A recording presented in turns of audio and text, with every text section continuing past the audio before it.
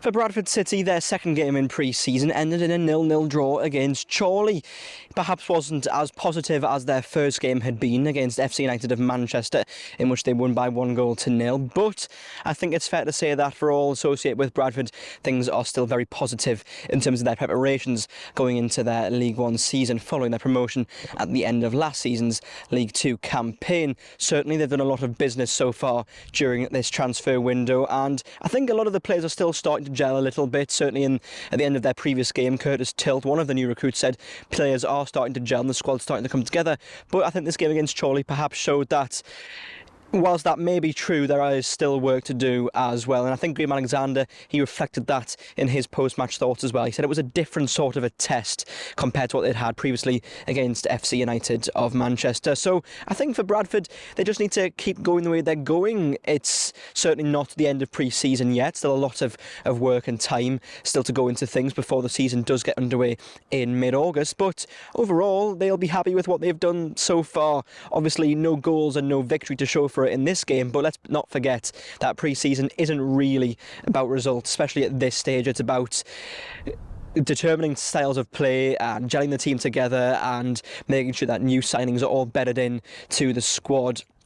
Certainly for Bradford, given the signings that they've made and the amount of signings that they've made, that'll take some time and some work to make sure that everyone is understanding of their philosophy and playing style that Graham Alexander wants to implement at the club.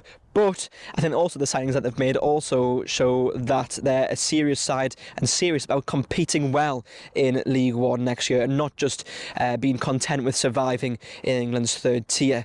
Obviously, as I say, this game against Chorley, perhaps not the outcome they would have wanted it to be in terms of result. But as Graham Alexander quite clearly pointed out at the end of the game, it was a different challenge for them, something completely new to what they'd experienced so far in their pre-season ahead of the new campaign, and one that they'll have lots of things to learn from and that there'll still be lots of work to do after it as well. Positives certainly to come, but overall for Bradford, still work in progress ahead of the new campaign.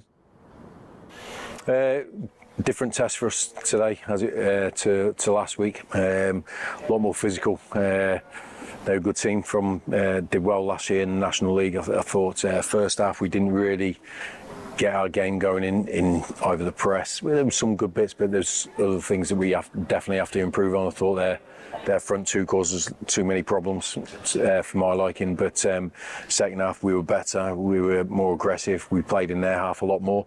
So there's things that we were looking at a little bit of analysis at half time, so there's lots to take from there to obviously sort of strengthen the ideas that how we want to play, both on a positive and negative side. But the players put in a real sort of physical shift for both 45 minutes, which we were looking to get out of the game. And seeing those improvements in pre-season, whether it's day on day, week on week, it's what this period is all about, really, isn't it? Yeah, look, it's similar to the same as last season, last pre-season. What we look to get, so we want to have different opponents, different types of games. And I don't think we handled that game as well as we should have in the first half, especially. And I think we just need to show a little bit more composure in possession. Certainly in the final third, I thought we had some real good opportunities today to score, but we didn't take them. We ran offside probably 5 or 6 times, which cost us another opportunity to attack. But this is what it is. It's a work in progress. It's only our second game. We'd have liked to add another one in there, but couldn't quite get one. But we've got another 3 before the big kickoff. We've had 4 different captains now in these 4 halves of football, and to have leaders like that all over the pitch where you can rely on so many people must be really pleasing. Yeah, I think it's important for us to sort of establish a senior group that can lead the whole squad. I think it's never been a one-man job in my opinion. I think the squad and the role are too big. So I think it's important. In my own time as a captain and Chris's, we were surrounded by good leaders as well. Weren't just the one from the armband. So I just want to make sure everyone knows who I believe can sort of spread their influence on the team and the squad.